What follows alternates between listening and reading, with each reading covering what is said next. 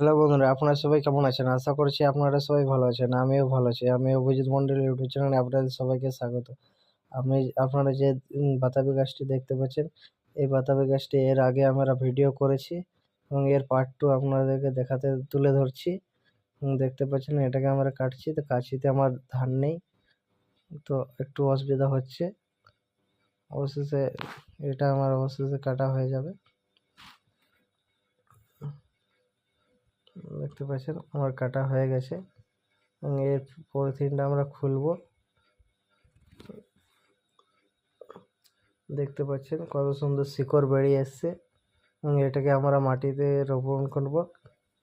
তো প্রথমে আমরা সার মিশ্রিত মাটি এবং কিছু পরিমাণ জল নিয়ে নিচ্ছি। আমার এটা সাকসেস হয়ে গেছে অবশ্য। লাইক, কমেন্ট, শেয়ার এবং সাবস্ক্রাইব করে দিও। আরও নিত্য নতুন ভিডিও নিয়ে আসছি আমি।